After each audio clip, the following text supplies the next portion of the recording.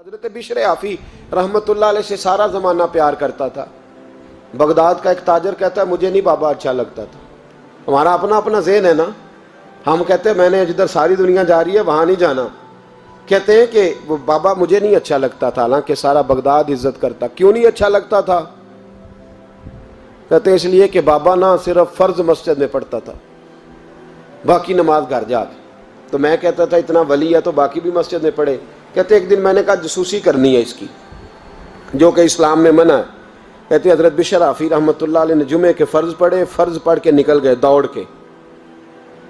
فرماتے ہیں میں پیچھے ہو گیا، میں نے کہا میں نے سنتیں چھوڑ دی ہیں پر اس کا پتہ کرنا ہے، سنت نفل بعد میں پڑھوں گا۔ کہتے ہیں حضرت بشر آفی جلدی سے نا ایک کباب والی دکان پہ گئے، وہاں سے کباب خریدے، اور میں نے کہا بوڑھے کی عمر دیکھو اور اس کے ذائقے دیکھو، اس عمر میں بھی کباب کھائے گا۔ اوئے ہوئے، مولوی کو روٹی نے ستایا تھا اس لیے سنت اور نفل چھوڑ آیا ہے۔ کہتے ہیں تھوڑا سا وہ آگے بڑھے تو نان بھائی کی دکان سے نا نان خریدے۔ میں نے کہا دیکھو یار، دیکھو اس کے ذائقے، گرم نان کھائے گا۔ بہت سارے لوگ بغداد میں رات کی روٹی کھاتے پر یہ گرم کھاتا ہے۔ کہتے ہیں حضرت وہ نان اور کباب لے کے نا جنگل کی طرف مڑے تو میرے دل میں خیال آیا یار بڑا ہی اس آدمی کا عجیب ذہن ہے، یہ اب سبزے پہ بیٹھ کے یہاں موج کرے گا، کھائے پیے گا، اور سنت نفل چھوڑ دی، اللہ ہزاروں مرید ہیں۔ کہتے ہیں حضرت جنگل میں داخل ہوئے، تھوڑا سا سفر کیا تو کچی آبادی آ گئی۔ کچی آبادی، ایک کچے مکان کی ٹوٹا ہوا دروازہ، باہر سے کنڈی لگی۔ بغداد کے ننگے پاؤں چلنے والے ہزاروں مریدوں کے اس پیر نے کنڈی کھولی، اندر گئے، ایک فالج زدہ بابا جی بیٹھے۔ کہتے ہیں حضرت بشر آفی نے اپنی پگڑی کھولی اور اس آدمی کے منہ سے پانی نکل رہا تھا، رال ٹپک رہی تھی۔ کہتے ہیں پہلے اپنی پگڑی سے منہ صاف کیا، پھر پیالے سے پانی ڈال کے منہ دھویا، پھر حضرت اس کے ٹانگوں پہ کپڑا ڈال کے روٹی کا لقمہ توڑ کے اس کے منہ میں ڈال کے کہنے لگے بابا ناراض نہ ہونا، جمعے والے دن مجھے دیر ہو جاتی ہے، ابھی تو میں نے سنت اور نفل بھی پڑھنے ہیں، ناراض نہ ہونا، مجھے دیر ہو جاتی ہے۔ کہتے ہیں وہ بابا رو پڑا اور کہنے لگا بشر یار 14 سال ہو گئے تو روز آتا ہے، 14 سال، یہ 1 صدی کا قصہ ہے، 2-4 برس کی بات نہیں، 14 سال سے تو روز آتا ہے، میں پتہ نہیں کب تک لاش بنے پڑا رہوں گا، تو کب تک آئے گا؟ حضرت بشر آفی نے بابے کے آنسو پوچھ کے کہا بابا فکر نہ کر، آج کے بعد یہ جملہ نہ کہنا کہ تو میرے لیے بوجھ ہے۔ فرمایا لوگ سمجھتے ہیں کہ میں نے عبادت کر کے مقام پایا ہے، لوگ سمجھتے ہیں میں نوافل زیادہ پڑھتا ہوں، دنیا جانتی ہے کہ میری رات کی تسبیح زیادہ مضبوط ہے، پر میں ان میں سے کوئی بات بھی نہیں، میں تو تیری نوکری کرتا ہوں تو اللہ نے میری عزتوں میں اضافہ فرما دیا ہے۔ سوچ ہی صاف نہیں، نظریہ ہی ٹھیک نہیں، فکر ہی ٹھیک نہیں۔ اسلام نظریے کا مذہب ہے، سوچ کا۔ مسند امام احمد بن حنبل کی حدیث سنی، حضرت انس بن مالک فرماتے ہیں جب انسان نے روزہ رکھا ہوتا ہے نا تو روح ویسے ہی پاک ہوتی ہے اس کی۔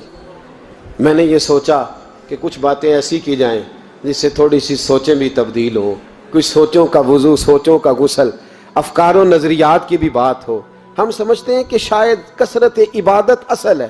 اقبال کہتے ہیں یہ ذکر نیم شبی، یہ مراقبے، یہ سرور، تیری خودی کے اگر نگہباں نہیں تو پھر کچھ بھی نہیں ہے، تیری خودی کے اگر، اور پھر عام چیز نہیں کہا یہ ذکر نیم شبی، سویرے سحری کا ذکر، یہ مراقبہ، یہ جو تو گھنٹوں اللہ کی یاد میں بیٹھا رہتا، یہ سرور، کہتے بے کیف عبادت نہیں، سرور والی، یہ ذکر نیم شبی، یہ مراقبے، یہ سرور، تیری خودی کے اگر نگہباں نہیں، اگر تیرے نظریے کو نہیں بدل سکے، تیری سوچ نہیں بدل سکے، تیرا ایمان مضبوط نہیں کر سکے، تیری خودی کے اگر نگہباں نہیں تو پھر کچھ بھی نہیں۔ اور خرد نے کہہ بھی دیا لا الہ الا اللہ تو کیا حاصل، دل و نگاہ، دل و نگاہ، دل و نگاہ اگر مسلمان نہیں تو پھر کچھ بھی نہیں، دل و نگاہ۔ اقبال کہتے ہیں ایک دل کا کلمہ پڑھ، دوسرا نظر کا کلمہ پڑھ، ان پہ پابندی لگا۔ دل و نگاہ اگر مسلمان نہیں تو پھر تو کچھ بھی نہیں، کچھ بھی نہیں۔ حضرت انس بن مالک کہتے ہیں میں حضور کے پاس بیٹھا تھا، حضرت عبداللہ ابن عمر بھی بیٹھے تھے، کوئی بات ہو رہی تھی، ایک حجرے میں بیٹھے تھے، دروازے پہ دستک ہوئی۔ مسند امام احمد میں حدیث ہے نبی پاک علیہ السلام نے فرمایا انس دروازہ کھولو، دروازے پہ وہ بندہ ہے جس کو اللہ بغیر حساب کتاب جنت عطا فرمائے گا، وہ بندہ ہے دروازے پہ۔ حضرت انس بن مالک کہتے ہیں میں نے دروازہ کھولا تو بندہ دیکھا، غریب سا ایک انصاری صحابی، اور بندہ بڑا سادہ، وضو تازہ کر کے آیا ہے تو پانی کے قطرے داڑھی سے بہہ رہے ہیں، اور چمڑے کے جوتے اس نے لپیٹ کے تو بغل میں چھپائے ہوئے، آ کے اتحیات کی حالت میں بیٹھا، حضور سے دو چار باتیں کی، چلا گیا۔ ہم اس کا رنگ دیکھتے رہے اور مصطفیٰ کا کرم دیکھتے رہے۔ اس کو حضور نے جنتی کہا ہے۔ کہتے ہیں اگلے دن اسی ٹائم اسی وقت ہم حضور کے پاس بیٹھے تھے، پھر دروازے پہ دستک ہوئی، حضور نے فرمایا دروازہ کھولو، دروازے پہ وہ بندہ ہے جسے اللہ بغیر حساب کتاب جنت عطا فرمائے گا، بغیر حساب۔ کہتے ہیں دروازہ کھولا، اور جیسے ہی میری نظر پڑی، بندہ بھی وہی ہے جو کل آیا تھا، اور انداز بھی وہی ہے جو کل تھا، اسی طرح پانی کے قطرے، اسی طرح جوتے بغل میں، السلام علیکم، کل حضور فلاں بات کی تفصیل پوچھنی مجھ سے رہ گئی تھی، غلطی ہوگی، دوبارہ آیا ہو۔ اس نے اپنی گفتگو کی، چند جملوں میں بات سمیٹی، چلا گیا۔ فرماتے ہیں اتفاق کی بات کہ دن تیسرا، بندے بھی ہم دونوں، میں اور عبداللہ ابن عمر، حضرت انس بن مالک کہتے ہیں دونوں بیٹھے تھے، سیم ٹائم سیم ڈے۔ پھر دستک ہوئی، حضور نے فرمایا دروازہ کھولو، اور مسکرا کے فرمایا دروازے پہ وہ بندہ ہے جسے اللہ بغیر حساب کتاب جنت عطا فرمائے گا۔ کہتے ہیں کھل اٹھے ہمارے چہرے، باہر گئے، دستک ہوئی تھی، دروازہ کھولا۔ فرماتے مجھے یقین تھا وہی ہوگا جو 2 دن پہلے آیا تھا، اور میرے یقین کے مطابق ہی کام ہوا، وہی بندہ تھا جو کل بھی تھا، جو پرسوں بھی تھا، حالت اور کیفیت اور انداز بھی وہی تھا۔ پانی کے قطرے بہہ رہے ہیں، اور اس شخص نے جوتے بغل میں دبائے ہوئے خدمت میں حاضر ہوا، بیٹھ گیا، بات چیت کی، چلا گیا۔ حضرت انس بن مالک کہتے ہیں تھوڑی دیر ہوئی تو حضور بھی تشریف لے گئے۔ حضرت عبداللہ ابن عمر مجھے کہنے لگے یار ویسے کتنے اس کے نصیب ہیں، کتنے نصیب ہیں، کوئی آیا لے کے چلا گیا، کوئی آیا لے کے چلا گیا، کوئی عمر بھر بھی نہ پا سکا، میرے مولا تجھ سے گلہ نہیں، یہ تو اپنا اپنا نصیب ہے، یہ تو اپنا اپنا، اور نہ کسی کے حال پہ طنز کر، نہ کسی کے غم کا مذاق اڑا، وہ جسے چاہیں جیسے نواز دے، یہ مزاج لطف رسول ہے صلی اللہ تعالی علیہ وسلم۔ کہتے ہیں ہم لوگ گفتگو کرنے لگے، عبداللہ ابن عمر مجھ سے کہنے لگے یار ویسے پتہ کرنا چاہیے یہ کون سا عمل کرتا ہے، پتہ کرنا، جیسے ہم نہیں پتہ کرتے کہ یہ بندہ بڑا چمک گیا، پتہ کرو کون سا کاروبار کرتا ہے، ذرا اس کی جاسوسی تو کرو۔ اور بندے بھی بڑے سمجھدار ہیں، وہ سائیڈ بزنس نہیں بتاتے، وہ کہتے ہیں وہ جو میرا علیحدہ ہے وہ نہیں بتانا، کہیں یہ نہ شروع کر لے۔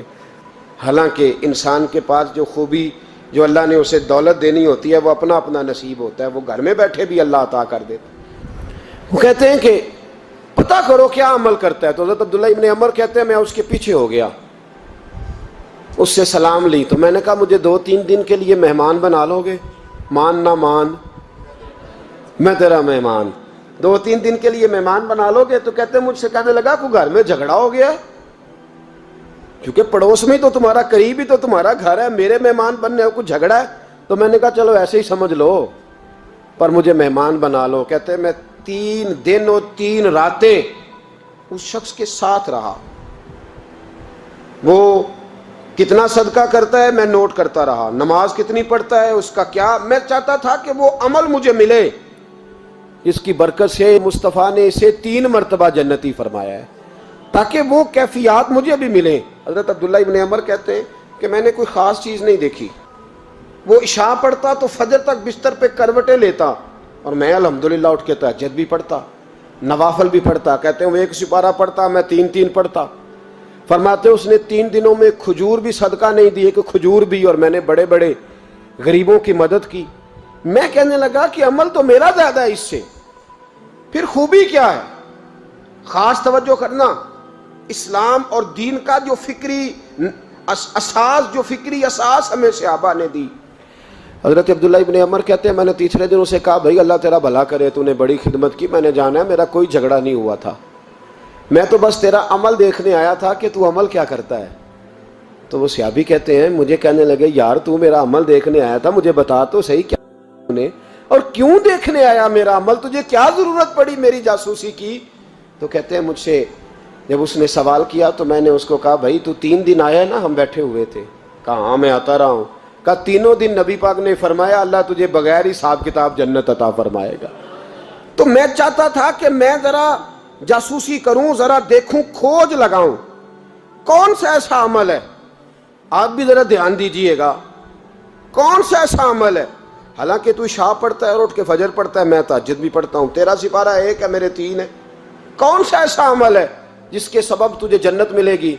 کہتے ہیں وہ صحابی کہنے لگے یار کوئی ایسا عمل نہیں، کوئی شے نہیں، میں اس قابل ہی نہیں، من نانم کے من دانم، جو میں ہوں مجھے پتا ہے۔ کہا پھر کوئی بات تو ہوگی، تیری مہربانی بتا دے، میں نے 3 دن 3 راتیں محنت کی ہیں، بتا دے۔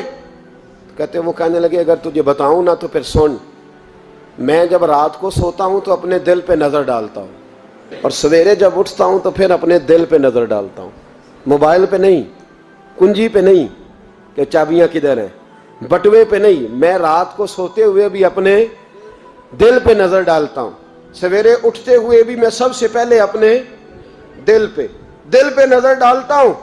فرماتے ہیں الحمدللہ میرے دل میں کسی کا حسد نہیں ہے، کسی کے بارے میں کوئی کینہ نہیں ہے، کوئی کسی کے بارے میں میل نہیں، میں اللہ کے ہر بندے کے بارے میں سوچ، نظریہ، فکر اچھی رکھتا ہوں۔ اور فرمایا میں تیرے بارے میں بھی عبداللہ یہی سوچتا ہوں کہ تو مجھ سے زیادہ نیک ہے۔ الحمدللہ اس وقت بھی میرا ذہن یہ ہے کہ انس بن مالک مجھ سے زیادہ پرہیزگار ہے، اس وقت بھی میری سوچ یہ ہے کہ محبوب کے سب صحابہ میں سب سے کمزور میں ہی ہوں۔ نابد عبداللہ ابن عمر کہتے ہیں میں نے اس کا ہاتھ چوما، میں نے کہا سمجھ آ گئی ہے، تیرا نظریہ، تیری سوچ پکی اور سچی مسلمان ہے، تو دل اور روح کا مسلمان ہے، تو نظر اور روح کا مسلمان ہے۔ یہ سبب ہے کہ اللہ کے رسول نے زمین پر چلتے ہوئے بھی تجھے 3 دفعہ جنت کی بشارت عطا فرما دی۔